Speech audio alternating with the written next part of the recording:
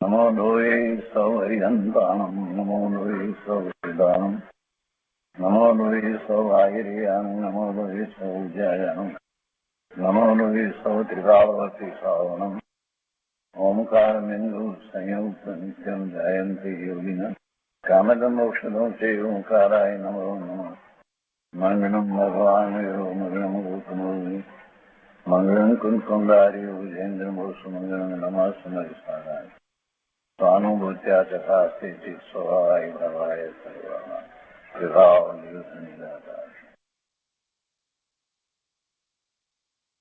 શ્રીમદ નેમિચંદ્ર સિદ્ધાંતિ દેવ રચિત દ્રવ્ય સંગ્રહનો સ્વાધ્યાય આપણે કરી રહ્યા છીએ. એમાં બૃહદ દ્રવ્ય સંગ્રહની ગાથા 39નો સ્વાધ્યાય આપણે કરી રહ્યા છીએ. 39ની ગાથા દ્રવ્ય સંગ્રહમાંથી તેમજ પૂજ્ય બ્રહ્મદેવજીની ટીકા સહિત બૃહદ દ્રવ્ય સંગ્રહમાંથી આપણે વાંચનમાં લીધી છે. તે પછી પૂજ્ય ગુરુદેવ કાંજી સ્વામીએ 39ની ગાથા ઉપર જે વિસ્તાર કર્યો છે એનો કેટલો ભાગ આપણે કર્યો છે હવે આજે આગળ લઈએ છીએ. તે પહેલા સહેજ પુનરાવર્તન કરીએ. મૂળ ગાથાના અર્થમાં એમ કહ્યું કે સમ્યક દર્શન, સમ્યક જ્ઞાન અને સમ્યક ચારિત્રને વ્યવહાર નહીંથી મોક્ષનું કારણ જાણો. અને પછી કહે છે કે સમ્યક દર્શન, સમ્યક જ્ઞાન અને સમ્યક ચારિત્રમય, સમ્યક દર્શન, સમ્યક જ્ઞાન અને સમ્યક ચારિત્રમય નિજ આત્માને નિશ્ચયથી મોક્ષનું કારણ જાણો. અને પછી પૂજ્ય બ્રહ્મદેવજીએ ટીકાની અંદર વિસ્તાર કરી અને એ વાતને સમજાવી કે એ શિષ્ય તું આ રીતે સમ્યક દર્શન, સમ્યક જ્ઞાન, સમ્યક ચારિત્ર એ ત્રણને વ્યવહાર નહીંથી મોક્ષનું કારણ જાણો. અને પછી કહે છે કે નિશ્ચયથી આ સમ્યક દર્શન, સમ્યક જ્ઞાન અને સમ્યક ચારિત્ર એ ત્રણમય નિજ આત્મા જ મોક્ષનું કારણ છે. અને એ હવે સમજાવવામાં આવે છે. અને એ સમજાવતા પછી ટીકાની અંદર પણ વિતરાગ સર્વજ્ઞ પ્રણીત, વિતરાગ સર્વજ્ઞ પ્રણીતિ, 6 દ્રવ્ય, 50 7 તત્વ, 9 પદાર્થ, આ બધું વિતરાગ સર્વજ્ઞ પરમાત્માની દિવ્ય ધ્વનિ દ્વારા ગણધર ભગવાનને જ્ઞાન પ્રકાશ થયો અને એમણે એની રચના કરી. અને પછી શાસ્ત્રોમાં પણ એ વાત આવી. આ કોઈ કલ્પિત વાત નથી કે વિતરાગ સર્વજ્ઞ પ્રણીત 6 દ્રવ્યો, 50 7 તત્વ અને 9 પદાર્થના સમ્યક શ્રદ્ધા, જ્ઞાન અને વ્રત આદિ આચરણના વિકલ્પ, એમાં વ્રત આદિ આચરણનો વિકલ્પ જે છે અને પેલું જે શ્રદ્ધાન જે છે એ સ્વવિકલ્પ છે, એટલે વ્યવહાર મોક્ષ માર્ગ કયો. અને એમાં જ પછી જે છે નિજ નિરંજન શુદ્ધ આત્મતત્વના સમ્યક શ્રદ્ધા, જ્ઞાન, આચરણની એકાગ્ર પરિણતિ રૂપ નિશ્ચય મોક્ષ માર્ગ છે. એટલે એવી જયારે પરિણતિ જીવને થાય છે તો એ નિશ્ચય મોક્ષ માર્ગ છે. તો આ વાતમાં જે 6 દ્રવ્યો, 50 7 તત્વ, 9 પદાર્થ, આ એની જે વાત કરવામાં આવી તો એનો વિસ્તાર પૂજ્ય ગુરુદેવ અત્યારે કરી રહ્યા છે. એ વસ્તુ સ્વરૂપને જેમ છે તેમ પૂજ્ય ગુરુદેવ સમજાવી રહ્યા છે. એટલે કોઈ વધારાની વાત છે એમ નથી. અને દ્રવ્ય સંગ્રહમાં પણ એ ભાવાર્થ તરીકે કેટલી બધી વાત એવી સમજાવવામાં આવી જુદા જુદા શાસ્ત્રના આધારે. તો પૂજ્ય ગુરુદેવે જે આગળ વાત કરી છે તે આપણે લઈએ. બૃહદ દ્રવ્ય સંગ્રહ પ્રવચન ભાગ બીજો, પાના નંબર 88. અહીંયા બીજા પેરેગ્રાફમાં કહે છે કે પૈસા આદિ પૂતગળ આપણે દઈએ તો દેવાય એમ માન્યું, તેણે ત્રિકાળી પૂતગળ દ્રવ્યને ઉડાડી નાખ્યું છે. પૂતગળ છે ને, પૂતગળ અને જીવ એ બે વચ્ચે શું સંબંધ? એકબીજાને અડતાય નથી, સ્પર્શતાય નથી, તો પૂતગળના પરિણામ જીવ કરે કેવી રીતે? પૈસા આદિ પૂતગળ એ આપણે દઈએ તો દેવાય ને લઈએ તો લેવાય ને, આ બધી વાત ક્યાં રહી? આપણે એટલે ભગવાન આત્મા જીવ, ચેતન ભગવાન આત્માનું એ કાર્ય જ નથી. છતાં જો એને માન્યું તો શું કહેવાય? એને પૂતગળ દ્રવ્યને તો માન્યું જ નહીં, એના પરિણામ જીવ કરે. એમ ત્રિકાળી પૂતગળ દ્રવ્યને એમણે ઉડાડી નાખ્યું છે. તેથી તેને વ્યવહાર શ્રદ્ધા પણ સાચી નથી. 6 દ્રવ્યનું સાચું સ્વરૂપની વાત તો કરવામાં આવી ને, પણ અહીંયા ટીકામાં પૂજ્ય બ્રહ્મદેવજીએ કહ્યું ને કે વિતરાગ પ્રણીત મોક્ષ માર્ગની અંદર બધી વાત આવી છે, કોઈ કલ્પિત વાત નથી. 6 દ્રવ્ય સ્વતંત્ર છે, 6 દ્રવ્યનું અસ્તિત્વ સ્વતંત્ર જળવાઈ રહ્યું છે અને 6 દ્રવ્યનું પરિણમન પણ સ્વતંત્ર થાય છે. એ વાત પિતરાગ વાણીમાંથી આપણને પ્રાપ્ત થઈ, પરમાત્માની દિવ્ય ધ્વનિમાંથી આપણને પ્રાપ્ત થઈ છે. તો એ વાતને જેમ છે તેમ સ્વીકારવી પડે કે નહીં? જો એ વાતને બરાબર જેમ છે તેમ ન સ્વીકારે અને કોઈના પરિણામ કોઈ બીજો કરે એમ જ્યારે માનવામાં આવે તો એ શું થયું? તેની વ્યવહાર શ્રદ્ધા પણ સાચી નથી. છ દ્રવ્ય સ્વતંત્ર માનવાની તાકાત નથી. તેનામાં ગૃહિત મિથ્યાત્વના ત્યાગરૂપ પુણ્યની પણ તાકાત નથી. ગુરુદેવે જરા કડક વાત કરી દીધી કે ભાઈ તને આટલું એવી સ્વીકાર થતો નથી, તું સ્વચ્છંદી અભિમાનમાં રહ્યો છો કે 6 દ્રવ્ય સ્વતંત્ર છે અને દરેક દ્રવ્ય પોતે પોતાનું પરિણમન કરે છે. એમાં તને વાંધો, તને એમ છે કે તું બધાના પરિણામોનો કરાવે, ઉદ્ગળના સ્કંદના પરિણામોનો પણ તું કરાવે. આવા તો અભિમાન. ગુરુદેવ કહે છે કે 6 દ્રવ્ય સ્વતંત્ર માનવાની તાકાત નથી, એટલે કે એવું અભિમાન છોડી અને જેવું છે તેવું વસ્તુનું સ્વરૂપ સ્વીકારવાની હજી પોતાનામાં તાકાત નથી. તાકાત તો બધી છે, પણ એને માનવું ક્યાં છે? 6 દ્રવ્યની સ્વતંત્રતા એને માનવી જ નથી. એને તો બધાના કાર્યો હું કરું. પ્રભુ નરસિંહ મહેતાએ પણ આ તો વાત સામાન્ય લખી છે કે ગાળા નીચે પેલું કૂતરું ચાલે અને એમ માને કે ગાળાનો ભાર હું વહેવું છું, એના જેવી વાત છે. સકટનો ભાર જેમ શ્વાન તાણે. આપણે પણ એમ જ કે દરેક પદાર્થ જે છે એ બધા જે જ્ઞાનનો વિષય છે એટલે એ ખ્યાલમાં આપણને આવે છે અને એ બધાના કાર્યો હું કરું છું. આ મોટામાં મોટું મિથ્યાત્વ છે. ગુરુદેવ કહે છે કે 6 દ્રવ્ય સ્વતંત્ર છે અને સ્વતંત્ર પરિણમન છે. એને માનવાની તાકાત નથી. તેનામાં ગૃહિત મિથ્યાત્વના ત્યાગ રૂપ પુણ્યની પણ લાયકાત નથી. ગૃહિત મિથ્યાત્વનો ત્યાગ થાય તો એટલે કે સાચા દેવ ગુરુ શાસ્ત્રની શ્રદ્ધા કરે તો એને પુણ્યનો બંધ પડે. એ પણ નહીં થાય, કેમ કે એ ગૃહિત મિથ્યાત્વનો ત્યાગ એ તો કરતું નથી. ગૃહિત મિથ્યાત્વ સહિત જીવ અનંત ભાવ કરે. ગૃહિત મિથ્યાત્વ પહેરું જવું જોઈએ, એટલે ગૃહિત મિથ્યાત્વ તો ગ્રહવું જ ન જોઈએ. અગૃહિત મિથ્યાત્વને દૂર કરવું છે અને સાચો મોક્ષ માર્ગ જે છે એને સમજીને એમાં પ્રવર્તન કરવું છે. એમ કરવા જતાં એ કુદેવ કુગુરુ કુશાસ્ત્ર દ્વારા અનેક માન્યતાઓને પકડી અને નવું મિથ્યાત્વ પકડે છે. એ ગૃહિત મિથ્યાત્વ છે, તો એને છોડવું જોઈએ. એને ગૃહિત મિથ્યાત્વનો ત્યાગ કરે અને સાચા દેવ ગુરુ શાસ્ત્રને માને તો હજી તો એને પુણ્ય થાય. અહીંયા આગળ કહે છે, કોઈએ પ્રશ્ન કર્યો કે જીવ વિના ભાષા બોલાય? હવે ગુરુદેવ એનો ઉત્તર આપે છે. ફરી પાછી એ જ વાત છે, દ્રવ્યની સ્વતંત્રતાની વાત ગુરુદેવે ખૂબ સમજાવી છે. ઉત્તરમાં કહે છે કે જીવની ઈચ્છા અને ભાષા બે વાત થઈ ને, કે જીવની ઈચ્છા અને ભાષામાં 3 કાળ અત્યંત અભાવ છે. ઈચ્છા કોની પર્યાયમાંથી? જીવની પર્યાયમાંથી. અને ભાષા જે છે એ કેવી રીતે છે? તો કે ભાષા વર્ગના જે છે એની એ તો પર્યાય છે. એટલે બેઉ ભિન્ન છે. એવું ભિન્ન છે તો જ સંયોગ અને નૈમિતિક સંબંધ કહેવાય છે. બે વસ્તુ ભિન્ન હોય તો બે વસ્તુની વચ્ચે સંબંધ નૈમિતિક સંબંધ હોય, કાર્ય થાય ત્યારે, અને સંયોગ હોય એમ કહેવાય કે એવો સંયોગ હતો. સંયોગનો અર્થ જ એ છે કે જુદા છે ત્યારે સંયોગ થયો કહેવાય ને, અને સંયોગ હોય તો પછી વિયોગ પણ હોય. જુદા એનો અર્થ જ છે, જુદા છે એટલે સ્વતંત્ર છે. વાણી ભાષા વર્ગણાના કારણે થાય છે.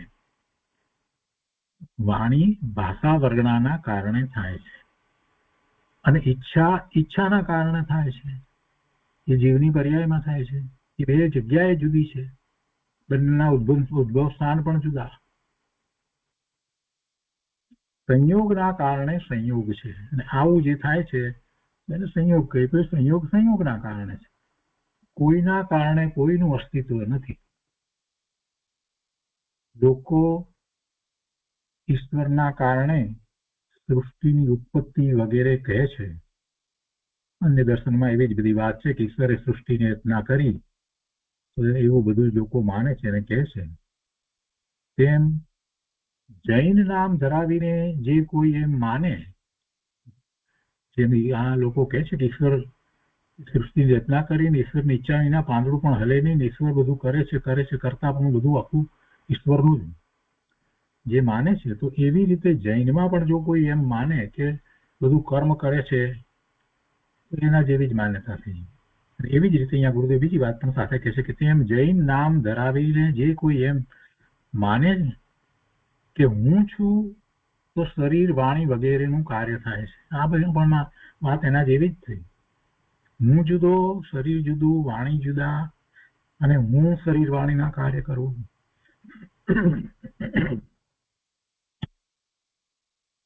એવું વસ્તુનું સ્વરૂપ નથી.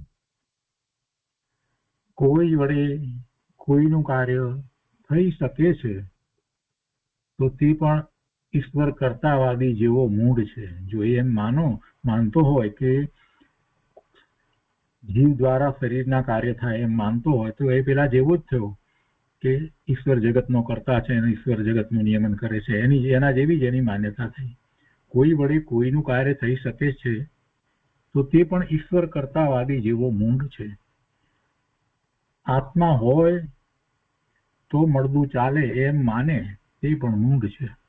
દલીલ કરે છે ને કે જેવું ને આ જીવ ચાલ્યો ગયો ત્યાર પછી કે મળદું ક્યાં ચાલે છે, નથી ચાલતું ને. તો જીવ હોય તો મળદું ચાલે. ગુરુદેવ કે છે કે એ પણ મૂળ છે. કેમ કે આત્મા એ શરીર જે છે એને ચલાવતો જ નથી.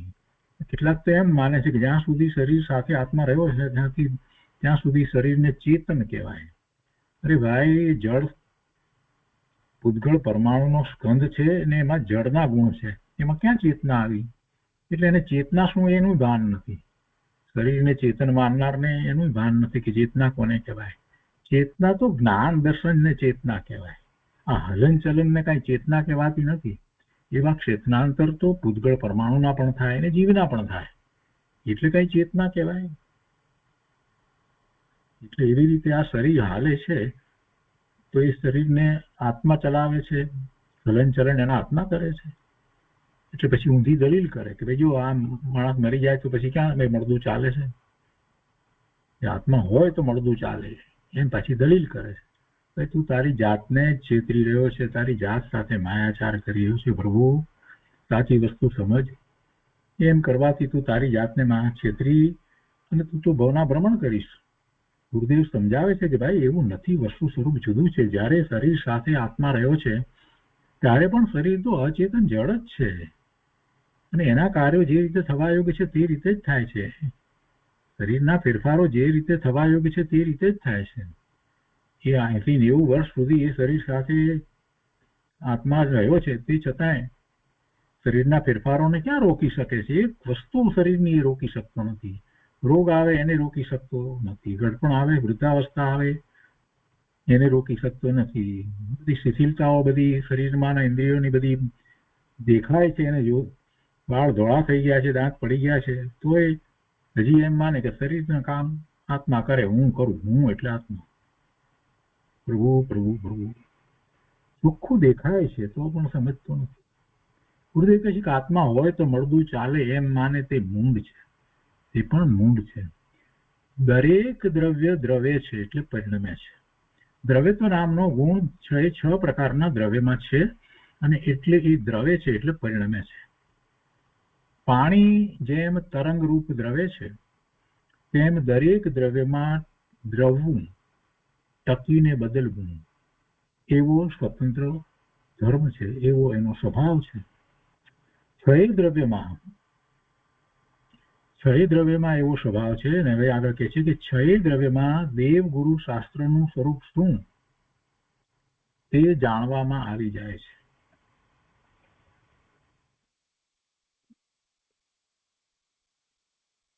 છ દ્રવ્યની અંદર દેવ ગુરુ શાસ્ત્રનું સ્વરૂપ શું તે જાણવામાં આવી જાય છે. અહીંયા કહેવાનો અર્થ એવો છે કે દેવ ગુરુ શાસ્ત્રનું સ્વરૂપ જ્યારે સમજીએ છીએ, સાચું સ્વરૂપ, અને એની શ્રદ્ધા કરીએ છીએ તો 6 દ્રવ્યોની પણ યથાર્થ શ્રદ્ધા થાય છે. એટલે બીજી રીતે જો કહેવા જઈએ તો 6 દ્રવ્યોને જાણનારો પણ ભગવાન આત્મા પોતે જ છે.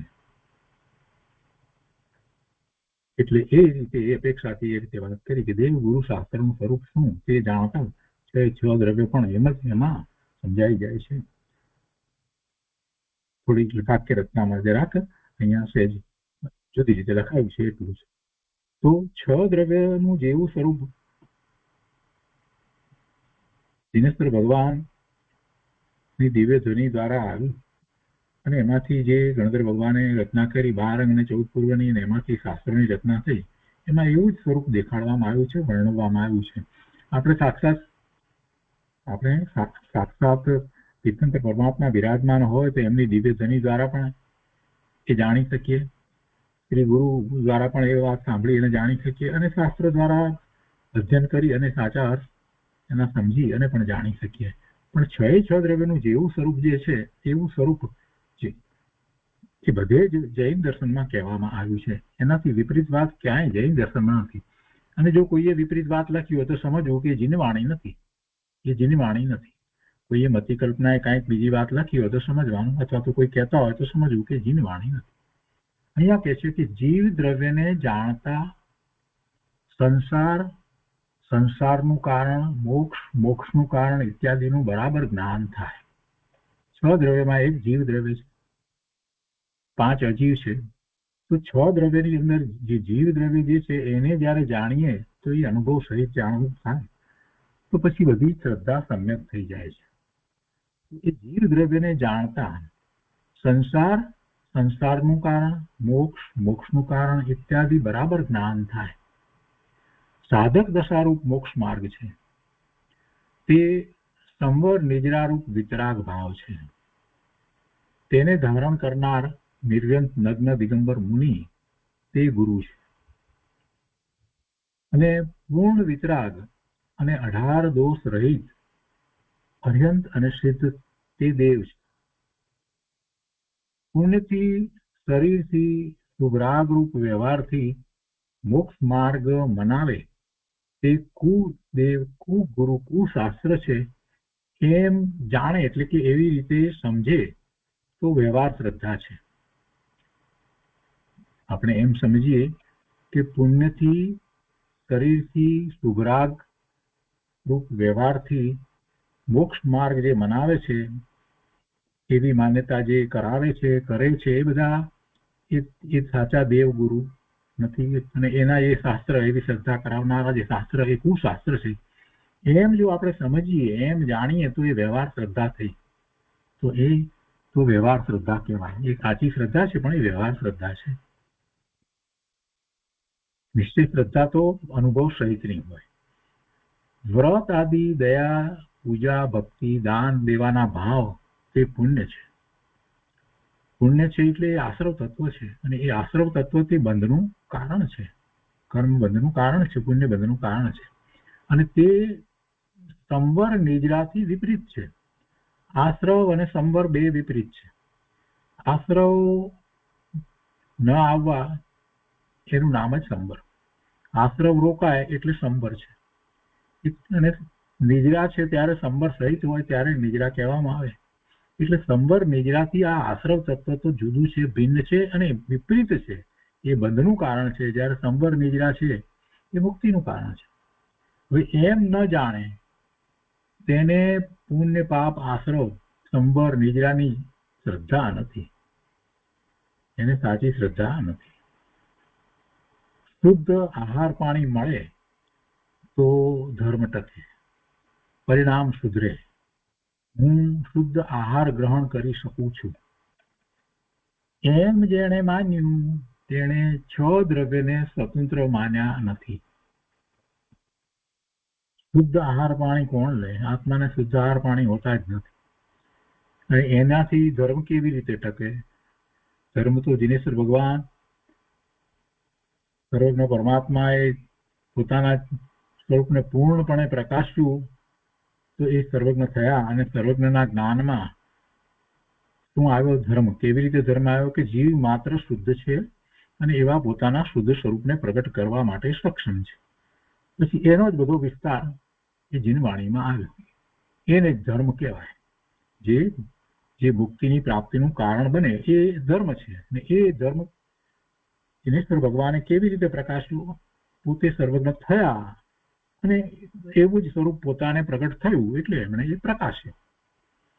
તો આવી વાત જીનવાણીમાં જે વાત આવી છે એનો જરાય વિચાર કરે નહીં, એને મતિ કલ્પનાએ ગમે તે અર્થ કરે અને પછી ધર્મ માને તો ક્યાંથી ધર્મ કહેવાય. અહીંયા કે છે કે એવો ધર્મ, એ ધર્મ શુદ્ધ આહાર પાણી મળે તો ટકે. કેવી રીતે બને? શુદ્ધ આહાર પાણી ને ધર્મને શું સંબંધ? તો પછી પરિણામ સુધરે. અરે ભાઈ, પરિણામ તો જીવના પોતાની પર્યાયમાં થઈ રહ્યા છે. એટલે તો શુદ્ધ આહાર પાણી એ તો પૂતગળ છે. હું શુદ્ધ આહાર ગ્રહણ કરી શકું છું. કેવી રીતે કરે? હું તો કહેતા આત્માને શુદ્ધ આહાર પાણી ગ્રહણ કરવાની નો વિકલ્પ આવે, ખરેખર કઈ કરી શકે છે? એ તો બધો વિકલ્પ છે. શુદ્ધ નો વિકલ્પ આવે છે તો શુભ ભાવ છે.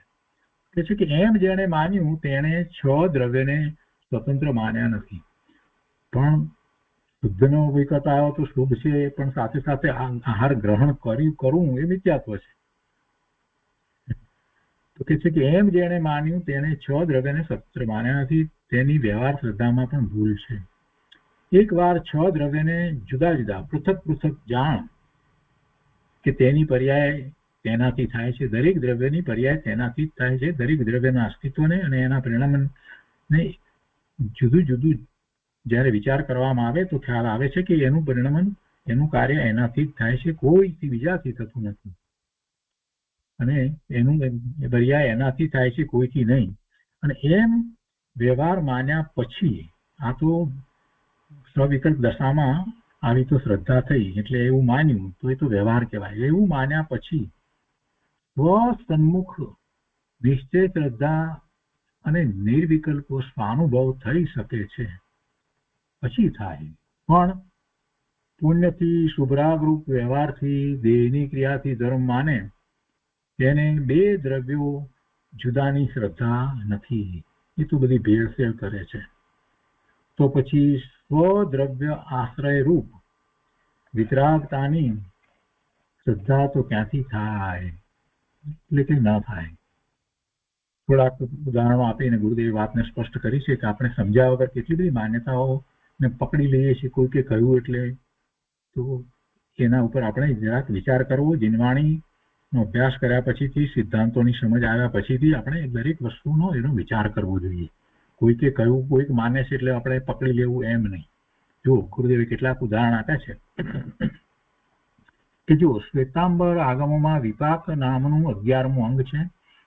તેમાં સુખ વિપાકના 10 અધ્યયન છે. તેમાં 10 કથાઓ છે. એ 10 અધ્યયન છે ત્યાં સુધી વાત તો બરાબર, પણ એમાં 10 કથા છે, 10 વાર્તાઓ છે.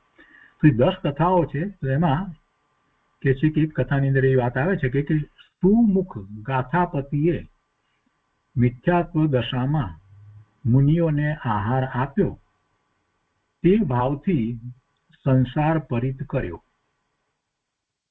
સંસાર પરિત કરવો હોય તો શું થાય? એટલે આત્માનું લક્ષ કરી અને આશ્રવ રોકી સંવર અને નિજરા દ્વારા પોતાના શુદ્ધિની વૃદ્ધિ કરતો જાય ત્યારે સંસાર છૂટે. કેમ કે શુદ્ધ ભાવ દ્વારા સંસાર પરિત થાય, કઈ શુભ ભાવ દ્વારા થાય નહીં. આ તો શુભ ભાવ છે. મિથ્યાત્વ દશામાં મુનિઓને આહાર આપ્યો અને એ વખતે એનો ભાવ અશુભ ભાવ હતો. તે શુભ ભાવથી સંસાર પરિત કર્યો એવી વાત ત્યાં આવે છે. એ વાત બરાબર નથી. સંસાર પરિત ન થાય એને કારણે એને પુણ્યનો બંધ થાય એમ લખવું જોઈએ. કે પછી કથા લખનારા પાછા વાત બદલીને કરે ને. બધી જગ્યાએ આ નાના પ્રકારના શુભભાવ જે છે એને બધાને મોક્ષનું કારણ લખી દીધું છે. ત્યાં ઘણી જગ્યાએ બધા 4 ફિરકાની અંદર આવી બધી કથાઓ પાછળથી કેટલાય મિથ્યા દ્રષ્ટિ વાર્તાકારોએ ઘણી બધી લખી છે. એ બધી વાર્તા સમજવાની અને એની જે ધર્મ સમજવાની જરૂર નથી. ખૂબ ધ્યાન રાખવા જેવું છે. તો બીજી વાત છે અહીંયા એવી જ રીતે મેઘકુમારે દયાના શુભભાવથી સંસાર પરિત કર્યો. એ વાત પણ બરાબર નથી. દયાનો શુભભાવ, દયાના શુભભાવથી તો પુણ્યનો બંધ થાય, સંસાર પરિત થાય નહીં. દાન દયાના શુભભાવથી પરિત સંસાર થયો એમ લખ્યું છે તે ખોટી વાત છે. એમ ન હોય. કારણ કે આહાર પાણી દેવાનો ભાવ એ શુભરાગ છે, પુણ્ય છે, ધર્મ નથી. માટે તેનાથી સંસાર તૂટે તે 3 કાળમાં બને નહીં. તેનાથી પુણ્યનો બંધ થાય અને એમાં પુણ્યનો બંધ પણ થાય, પણ સંસાર તૂટે નહીં. છતાં સર્વજ્ઞ વિતરાગના નામે, શાસ્ત્રના નામે આવી મિથ્યા વાતો ગોઠવાઈ ગઈ છે. પાછળથી લોકોએ ઘણા બધા ફેરફારો કર્યા હોય, મૂળ શાસ્ત્રો જાણતા ન હોય એવા પાછળથી ઘણી બધી રચનાઓની અંદર ઘણું બધું ફેરફારો થઈ ગયા છે. તો એની પરીક્ષા કરવી જોઈએ. પરીક્ષાવાન તો એ માને નહીં. આત્મજ્ઞાન વિના મિથ્યા દ્રષ્ટિને શુભ રાગ એવા ભાવથી પરિત સંસાર થવાનું કહે છે, શુભ રાગ શુભ ભાવથી સંસાર પરિત થવાનું કહે છે, તે વાત ભગવાનની કહેલી છે જ નહીં. ભગવાનની વાણીમાં આવી વાત આવે નહીં. ભગવાન એવું કહે નહીં કે શુભ ભાવથી સંસાર પરિત થાય. તો પછી શુદ્ધ ભાવની વાત જ રહે, શું કામ કરવી જ પડે? એનાથી સંસાર પરિત કર્યા કરે ને. એટલે ભગવાનને નામે મિથ્યા કથન એવા કોઈકે કર્યા છે. કહે છે કે મમતા પર્યાયમાં પોતે કરે તો થાય છે. મમતાથી પૈસા મળતા નથી. આ પણ એવી વાત છે. ઈચ્છા કરે એટલે પૈસા મળે એમ નહીં. ઈચ્છા કરે ને પછી પાછું પૈસા મળવાના એ વખતે પછી શરીરના અને વાણીના અને બધા જે પરિણામો જે થતા હોય એ પરિણામોને એમ માને કે અમે પુરુષાર્થ કર્યો ને અમને એટલે પૈસા મળ્યા, અમે આ મહેનત કરી એટલે પૈસા મળ્યા. તો એ વાત પણ બરાબર નથી. પુણ્ય હોય અને એ પ્રમાણે સંયોગો એવા આવે અને એ પ્રમાણે બે જે દ્રવ્ય માલ મિલકત જે સોનું રૂપું કે પૈસા જે તે સમીપમાં આવવાનું હોય તો એવો સંયોગ આવે અને પછી જવાનો હોય ત્યારે જાય, એવો પણ સંયોગ બને. આ બધું થતું આપણે જીવનમાં જોઈ જ રહ્યા છીએ, થઈ જ રહ્યું છે. પણ અહીંયા તો બીજી વાત ગુરુદેવ કહે છે, મમતાની વાત, કે મમતા કોની પર્યાયમાં થાય? જીવની પર્યાયમાં થાય ને, જળની પર્યાયમાં ક્યાં થાય છે? તો મમતા પોતાની પર્યાયમાં થાય તો પોતાના પરિણામ થયા, તો એ પરિણામ એ પૈસા કરાવે છે. પૈસા આવ્યા એટલે મમતા થઈ, પૈસા આવે માટે મમતા થઈ. એ કેવી રીતે બને? પૈસા મમતા કરાવે, જીવના પરિણામ ફેરવે. એટલે કહે છે કે મમતાથી પૈસા મળતા નથી અને પૈસા વગેરેથી મમતા થતી નથી. પૈસાથી મમતા થતી નથી. સર્વજ્ઞ દેવે કહેલા 6 દ્રવ્ય સ્વતંત્ર માનવા, તેનું યથાર્થ જ્ઞાન તથા વ્રત આદિનું આચરણ કરવું, તે સ્વરાગ ભાવરૂપ વ્યવહાર મોક્ષ માર્ગ છે. અને પરમાર્થ મોક્ષ માર્ગ તો પોતાના આત્મા આશ્રિત વિતરાગ ભાવરૂપ શ્રદ્ધા જ્ઞાનને એકાગ્રતા કરવી તે છે. અને એમ કરીને એ દિવસનું પ્રવચન પૂરું થાય છે. ને તે પછી બીજા દિવસના પ્રવચનમાં ગુરુદેવ વધારે વિસ્તાર કરતા કહે છે કે અનંતકાળથી આત્મા પોતાનું મૂળ સ્વરૂપ ભૂલી પરને પોતાનું માને છે, અથવા તો પર સહિત પોતાને માને છે અને પરથી લાભ અને હાનિ માને છે. તે એ મોટામાં મોટી ભૂલ છે ને એ ભૂલ જ એ દુઃખનું કારણ છે. આ મિથ્યાત્વ છે, એ જ મિથ્યા માન્યતા છે, એ જ ખરેખર સંસારનું કારણ છે, દુઃખનું કારણ છે. અવિનાશી સુખરૂપ થવાનો ઉપાય, અવિનાશી જેનો નાશ ન થાય એવું સુખ પ્રાપ્ત થાય એવા સુખ રૂપે પોતે પરિણમી જાય, તો અવિનાશી સુખરૂપ થવાનો ઉપાય કોણ બતાવે? કે જેને એ પ્રાપ્ત કર્યું હોય તે. જેવો દોષ ટાળી સર્વજ્ઞ વિતરાગ થાય છે તે બતાવે. અને તેમણે યથાર્થ 6 દ્રવ્ય સ્વતંત્ર કહ્યા છે. અનંત આત્મા, અનંત પરમાણુઓ, એક ધર્માસ્તિકાય, એક અધર્માસ્તિકાય, એક આકાશ અને અસંખ્ય કાળાનું દ્રવ્ય છે. એ 6 દ્રવ્ય કોઈથી કરાયેલા માને, કોઈએ કર્યા, ઉત્પન્ન કર્યા એમ માને, અથવા તો એ જેટલા જેમ છે તેમ ન માને, ઓછા માને કે વધારે માને, ઓછા વધતા માને, તેને સર્વજ્ઞની અને વસ્તુ સ્વભાવની પ્રતીતિ નથી. એને તો ભગવાનની વાતને પણ માની નથી ને સર્વજ્ઞની વાતને પોતે પોતાની મોટી કલ્પના એ માને છે. એને સર્વજ્ઞને માન્યા જ નથી. તેને સર્વજ્ઞની અને વસ્તુ સ્વભાવની પ્રતીતિ નથી. વસ્તુનો સ્વભાવ જે છે એટલે કે 6 દ્રવ્યનો સ્વભાવ, એની પણ શ્રદ્ધા નથી અને સર્વજ્ઞની પણ નથી. આત્મા જ્ઞાન સ્વભાવી છે. તેના પોતાના જ્ઞાનની તાકાત એવી છે કે 6 દ્રવ્ય આવા સ્વતંત્ર છે એમ જાણે જ. 6 દ્રવ્યની શ્રદ્ધા કરવા માટે આપણે પહેલા જીનવાણીનો આશ્રય લઈએ, એટલે કે જીનેશ્વર ભગવાનની વાણી પ્રત્યક્ષ સાંભળીએ કે પરોક્ષ પ્રાપ્ત કરીએ, પણ એ દ્વારા આપણે જે જાણીએ છીએ છ દ્રવ્યની જે શ્રદ્ધા કરીએ છીએ એ વ્યવહાર શ્રદ્ધા છે. અને સાચી શ્રદ્ધા છ દ્રવ્યની તો પોતાની જ થાય, કેમ કે પોતાનો એવો જ્ઞાન સ્વભાવ છે. જેમ સર્વજ્ઞને પોતાનો જ્ઞાન સ્વભાવ પૂર્ણપણે પ્રગટ થયો, તો જગત આખાના બધા દ્રવ્યોની બધી પર્યાયો સહિત, ત્રણેય કાળની પર્યાય સહિત જેમ છે તેમ એ જાણે છે. તો એ ક્યાંથી આવ્યું? એ એમનો જ્ઞાન સ્વભાવ એમાંથી પ્રગટ થયું. તો એવી જ રીતે દરેક જીવનો એવો સ્વતંત્ર એવો જ્ઞાન સ્વભાવ છે, એટલે દરેક જીવ એ છ દ્રવ્યને એવી રીતે જાણી શકે, નવ તત્વને પણ બરાબર યથાર્થ જાણી સમજી શ્રદ્ધા કરી શકે, અને એ એનો જ્ઞાન સ્વભાવ છે માટે કરી શકે છે. એ વાત અહીંયા ગુરુદેવ કહે છે કે આત્મા જ્ઞાન સ્વભાવી છે, તેના પોતાના જ્ઞાનની તાકાત એવી છે કે છ દ્રવ્યો આવા સ્વતંત્ર છે. છ દ્રવ્ય એમ જાણે જ, ન જાણે એમ બને જ નહીં. જો તેમ ન કબૂલે તો તેને મંદ રાગ રૂપ વ્યવહાર માર્ગની પણ ખબર નથી, તો પછી તે સ્વભાવમાં નિશ્ચય ધર્મ તો કરી જ કેમ શકે? આગળ કહે છે કે શ્રી વિતરાગ સર્વજ્ઞે કહેલા છ દ્રવ્ય છે, તેમાં 5 અસ્થિકાય છે, પદાર્થ છે. તેથી અસ્થિ પદાર્થ છે એટલે અસ્થિ હોવાપણું છે, અને ઘણા પ્રદેશોનો સમૂહ હોય તેને કાય કહે છે એટલે અસ્થિકાય.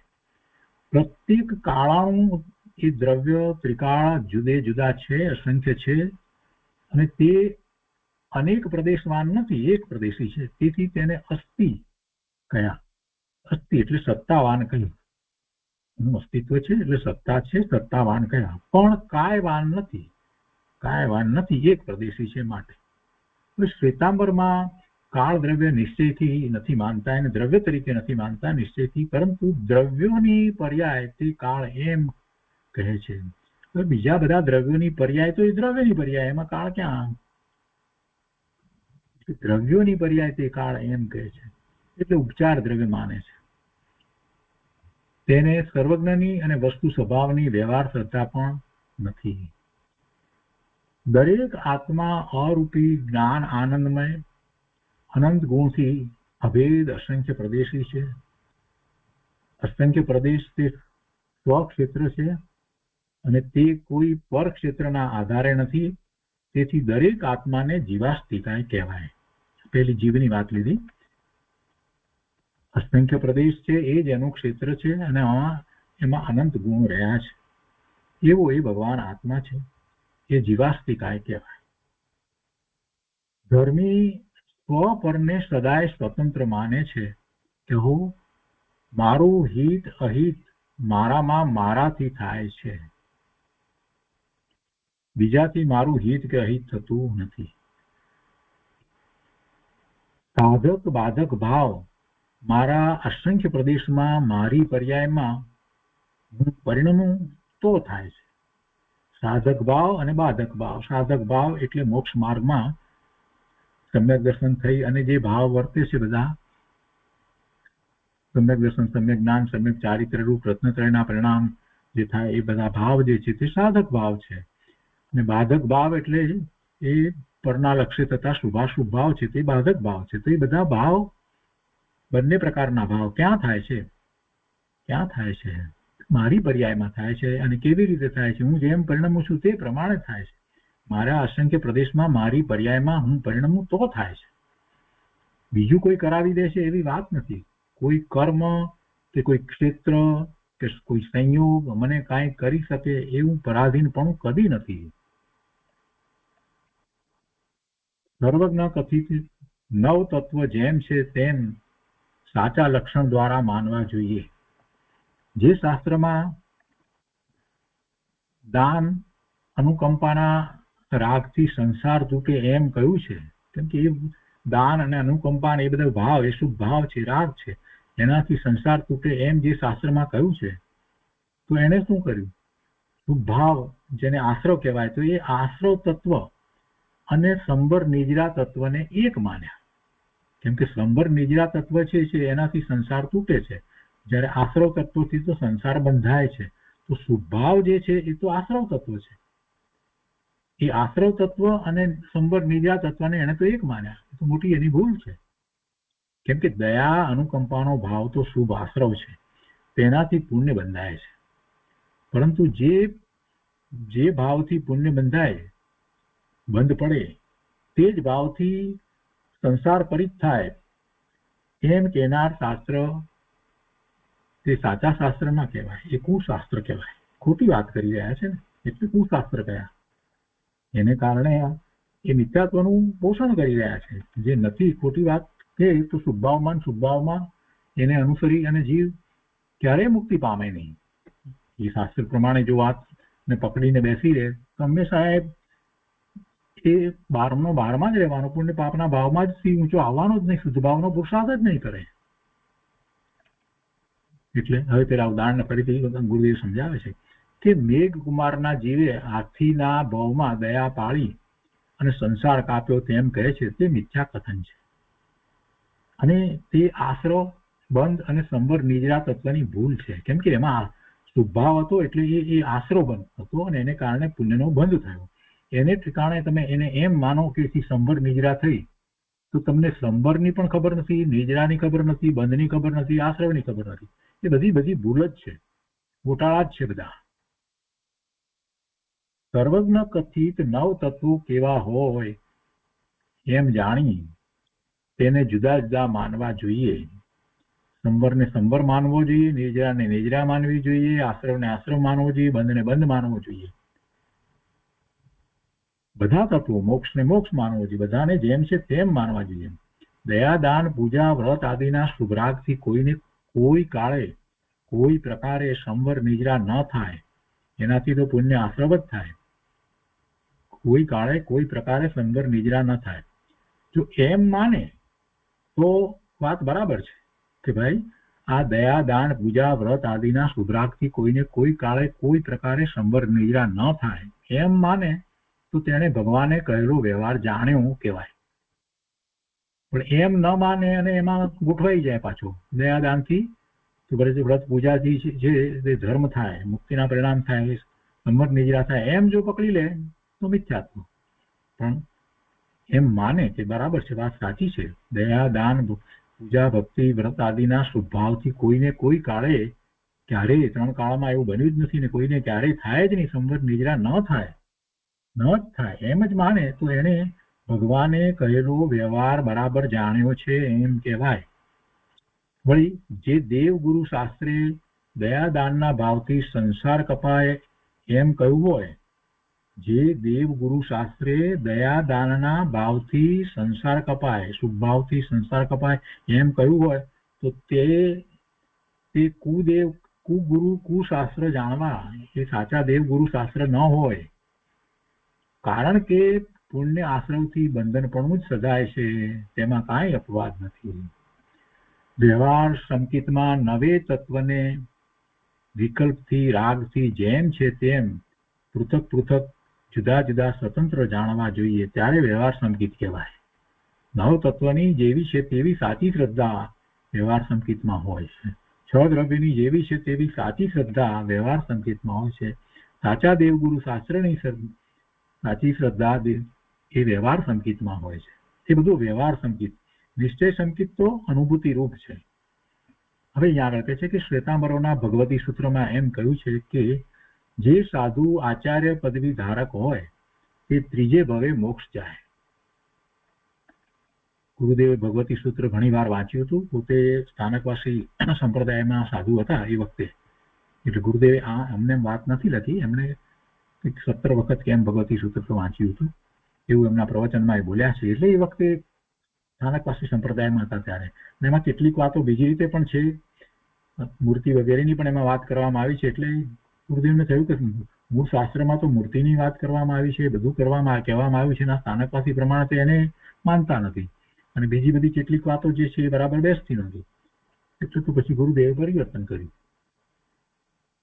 શું કે છે અહીંયા કે શ્વેતાંબરોના ભગવતી સૂત્રમાં એમ કહ્યું છે કે જે સાધુ આચાર્ય પદવી ધારક હોય તે ત્રીજે ભવે મોક્ષ જાય. આચાર્ય સાધુ સંઘનું રક્ષણ કરે તે શુભરાગ છે. સાધુ સંઘના મુખ્ય હોય એને આચાર્ય કહેવામાં આવે, અને એમને એ શિષ્યો વગેરેને એ માર્ગદર્શન વગેરે આપતા હોય તો એ સાધુ સંઘનું રક્ષણ કરે એ સુગ્રાગ છે. તેને મોક્ષનું કારણ મનાવે છે પણ તે તો પુણ્ય છે, સંસાર છે, માટે તે ખોટી વાત છે. કેમ કે ભવનો અભાવ તો સ્વદ્રવ્યનું દ્રઢ આલંબન લેવાથી જ થાય. ભવનો અભાવ તો સ્વદ્રવ્યનું દ્રઢ આલંબન લેવાથી જ થાય છે. સંઘનું રક્ષણ કરવાથી કે ઉપદેશ દેવાથી 3 ભવે મોક્ષ જાય એમ કહે તેને વ્યવહારથી પણ વસ્તુ સ્થિતિની ખબર નથી. ગુરુદેવ કહે છે કે તેથી જુઓ ને આજકાલ આચાર્ય પદવી લેવા માટે કેટલી હરીફાઈ ચાલી છે. અહીંયા આગળ કહે છે કે એક તેરાપંથી સંપ્રદાય છે કે જે સ્થાનકવાસીમાંથી નીકળ્યા છે તેઓ દયાદાનના ભાવને પણ પાપ બનાવે છે. દયાદાનમાં બીજાને બચાવવાનો, આહાર પાણી દેવાનો ભાવ છે તે સુગ્રાગ છે, પુણ્ય છે, પાપ નથી. પણ તેઓ માને છે કે અમારા માનેલા સાધુ વિના કોઈને પણ આહાર આદિ દેવાના ભાવ તે એકાંત પાપ છે. શ્રાવકને પણ ભોજન આપે તો પણ પાપ છે. કેમ કે તે અવ્રતી છે, શ્રાવક છે, ઝેરનો પ્યાલો છે. અહીંયા પછી અલ્પવિરામ જોઈએ. અહીંયા હવે આગળ કહે છે કે તેને પણ પોષવાનો ભાવ તે પાપ છે. અવ્રતી છે એને પોષવાનો ભાવ પાપ કેમ છે? કેમ કે તે અવ્રતમાં જેટલું પાપ કરશે તેની અનુમોદનાનું પાપ આપણને લાગી જાય.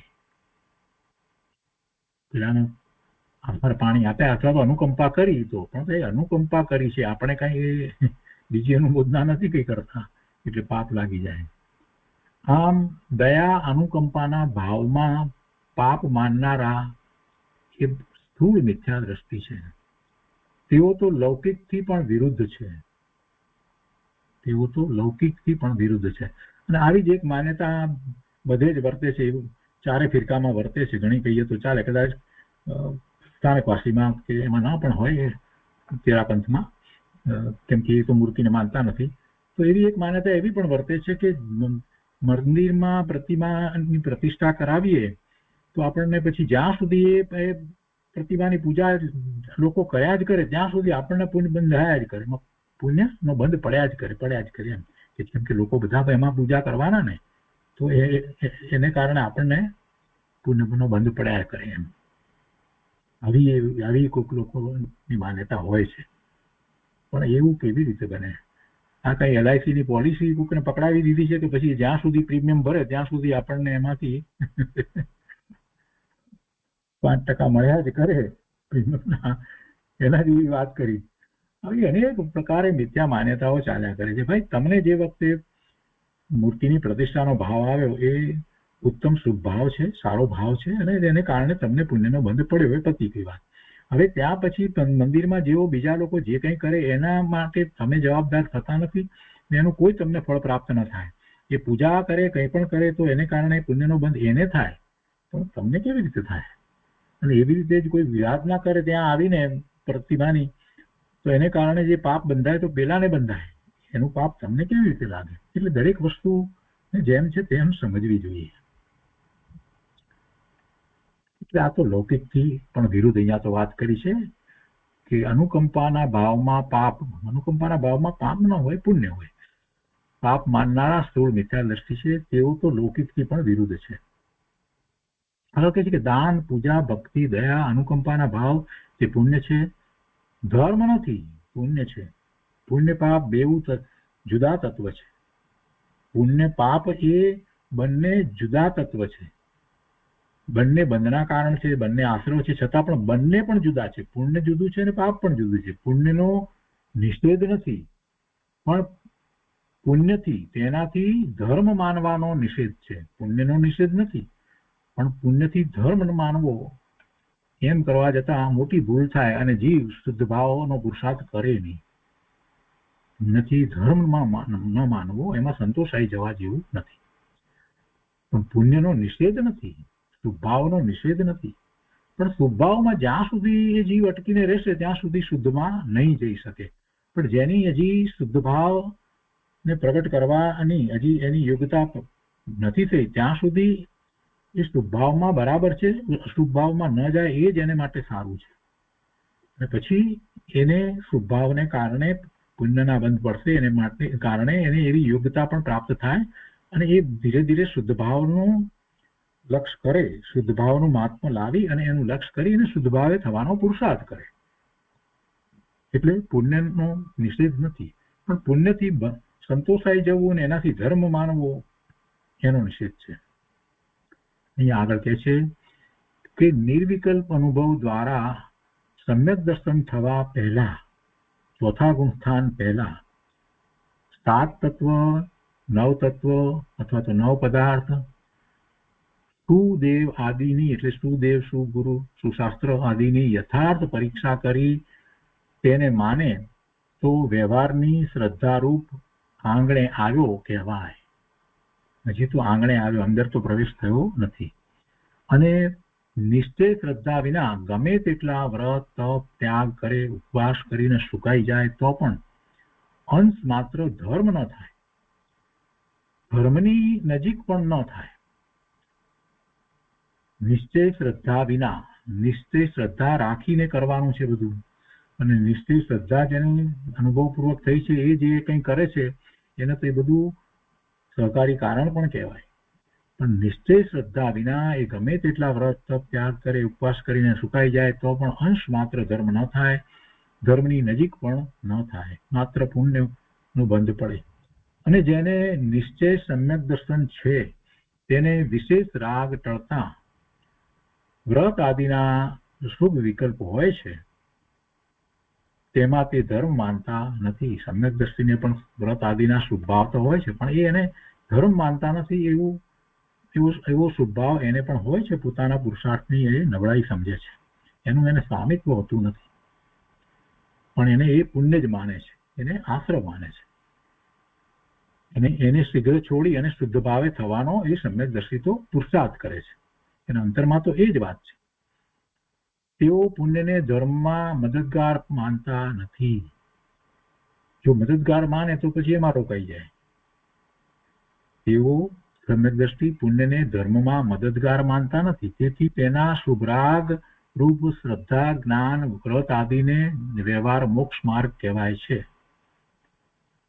આવા ભાન વિના વ્રત આદિ હોય તો તે વ્યવહારાભાસ હોવાથી, આવા ભાન વિના વ્રત આદિ હોય તો તે વ્યવહારાભાસ કહેવાય. અને વ્યવહારાભાસ હોવાથી એ બાળ વ્રત, બાળ તપ એટલે ગુરુદેવ તો કહે છે કે મૂર્ખાઈ ભરેલા વ્રત આદિ છે.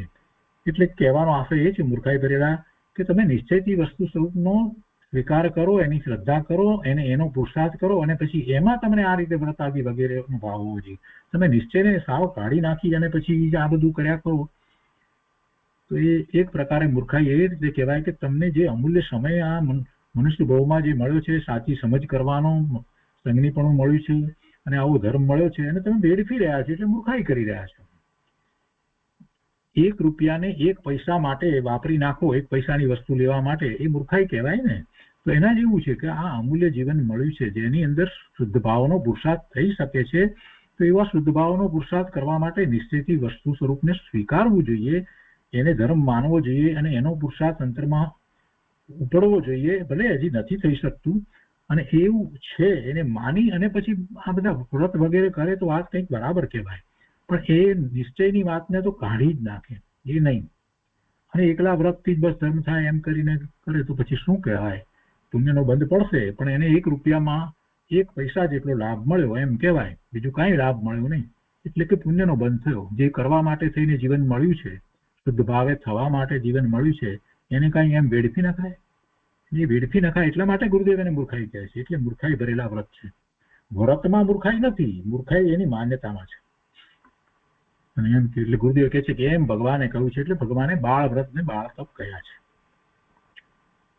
નિશ્ચય વિતરાગ ભાવ રૂપ શ્રદ્ધા, જ્ઞાન અને એકાગ્રતાનો માલ જેને લેવો હશે તેને સર્વજ્ઞ વિતરાગ કથિત આવા 9 તત્વ દેવ આદિને જેમ છે તેમ માનવા રૂપ શુભ વ્યવહાર રૂપ બારદાન હોય. એટલે કે એવો શુભ ભાવ તો સાથે હોય, જેમ કે જે માલ હોય તો એ માલની સાથે એની ઉપર બારદાન વીટેલું હોય છે.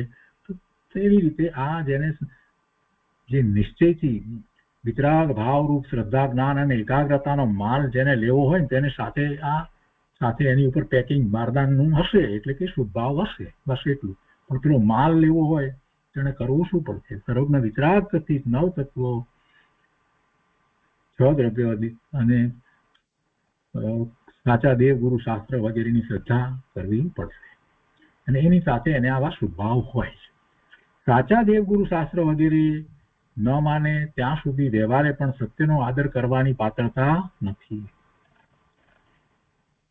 આગળ કહે છે કે જે કોઈ પોતાના આત્માને, હવે સમયસારની ગાથાની વાત લીધી છે 14મી ગાથાની, કે જે કોઈ પોતાના આત્માને અબદ્ધ, અસ્પષ્ટ, અનન્ય, અવિશેષ અને અસંયુક્ત, શુદ્ધ, પરિપૂર્ણ, નિશ્ચય, એક રૂપ સ્વભાવપણે શ્રદ્ધે છે, તે સમગ્ર જીન શાસનને જાણે છે, અને આવા આત્માને જાણે તે સાધક બાધક તત્વ શું હોય તેને બરાબર નિશંકપણે જાણે છે. અર્થાત નિશ્ચયનું વાસ્તવિક ભાન થતા સઘળો વ્યવહાર પણ યથાર્થપણે જણાઈ જાય છે.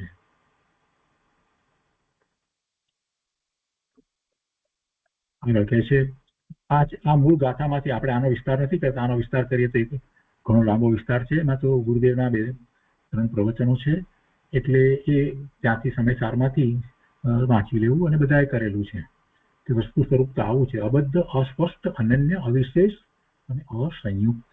કોઈથી સંયુક્ત પણ નથી, બંધાયેલો પણ નથી, કોઈથી સ્પર્શાયેલો પણ નથી, અનન્ય, અવિશેષ, વિશેષપણું પણ એને નથી, અસંયુક્ત, કોઈ સાથે સંયુક્તપણું પણ નથી, એવો શુદ્ધ, પરિપૂર્ણ, એવો નિશ્ચય એક રૂપ સ્વભાવ છે,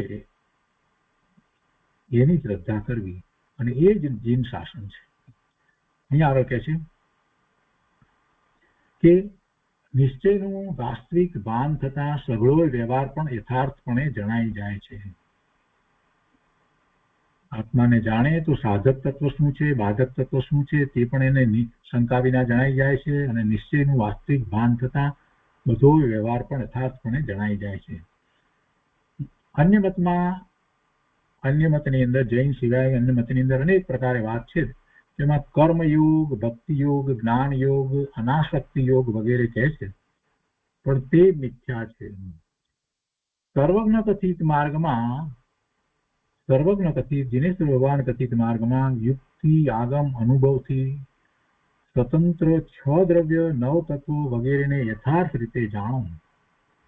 સર્વજ્ઞ કથિત માર્ગમાં જેમ કહેવામાં આવ્યું છે એને તમે તર્ક દ્વારા, એટલે યુક્તિથી, આગમ વાંચીને એમાંથી શ્રદ્ધાથી, અને છેવટે પોતે પોતાનો અનુભવ કરી, અને એ 6 દ્રવ્યને જેમ છે તેમ, 9 તત્વને જેમ છે તેમ યથાર્થ એની શ્રદ્ધા કરો, એ રીતે જાણો, અને પછી અંદરમાં ઢળીને આત્માને જાણતા સર્વ જીન શાસન જાણે છે. પણ 6 દ્રવ્ય વગેરેને જાણી યથાર્થ રીતે શુદ્ધાત્માને જાણે તેને સર્વજ્ઞ કથિત 9 તત્વ, 6 દ્રવ્યનું સાચું જ્ઞાન થાય છે. ત્યાં એકલા આત્મા આશ્રિત વિતરાગ દ્રષ્ટિ, જ્ઞાન અને એકાગ્રતા છે, તે નિશ્ચય જીન શાસન છે. ને સાધક બાધક, નિમિત્ત, ઉપાદાન વગેરેને સ્વતંત્રપણે જાણવું તે વ્યવહાર જીન શાસન છે. એક કાર્ય થતા 2 કારણ હોય છે. હવે સાથે બીજી વાત પણ સમજાવે છે કે ઉપાદાન કારણ જે કહીએ છીએ એ નિજ શક્તિ, ઉપાદાન નિજ શક્તિથી જ વસ્તુ પરિણમે છે, 2 કારણ કહીએ છતાં પણ. અને જે સમયે જે કાર્ય થયું તેમાં ઉપસ્થિત બીજી વસ્તુને નિમિત્ત કહેવામાં આવે છે, એટલે એ નિમિત્ત કારણ થયું. એ અનુકૂળ હોય છે, એ કાંઈ ખરેખર કાર્ય કરે છે એવું નથી. તો કાર્ય થાય છે તો ઉપાદાન નિજ શક્તિથી. નિમિત્તના આશ્રય જીવની પર્યાય થતી નથી, અને જીવને આધીન નિમિત્ત નથી. દરેક વસ્તુ સ્વતંત્ર છે, તેથી તેના કોઈ પણ કાર્યમાં નિમિત્તની અપેક્ષા રાખો તો વસ્તુ સ્વતંત્ર નિરપેક્ષ છે તેની શ્રદ્ધા રહેતી નથી.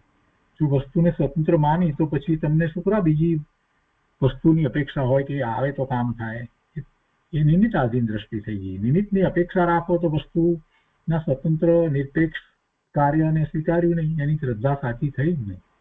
નિમિત્ત ચીજ હોય છે, નથી હોતું એમ નથી, પણ તેની ઉપાદાનમાં જરૂરિયાત માનનારને વસ્તુની સ્વતંત્રતા બેઠી નથી.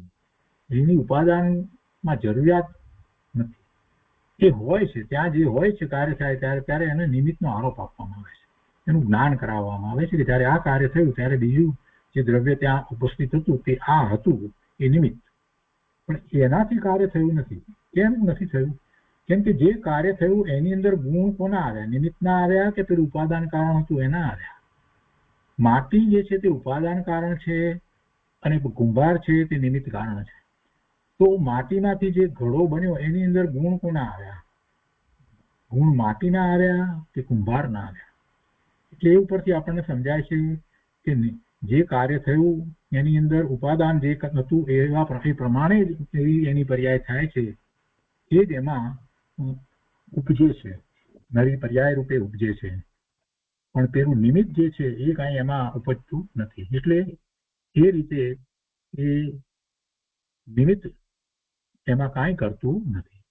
હવે કહે છે કે જેણે પરથી જુદું પોતાની પર્યાયે પણ સદા સ્વતંત્ર, પરથી જુદું અને પોતાની પર્યાયે પણ સદા સ્વતંત્ર અને ત્રિકાળ પરિપૂર્ણ જ્ઞાન આનંદરૂપ સાચું અસલી તત્વ છે એમ નિશ્ચય કરી સ્વતંત્રપણું યથાર્થપણું જાણ્યું, તેણે સમગ્ર સર્વ જીનશાસન જાણ્યું અને તેને જાણતા વ્યવહાર, નિમિત્ત અને નિશ્ચય ઉપાદાનનું શું સ્વરૂપ છે તે પણ બરાબર જાણે છે.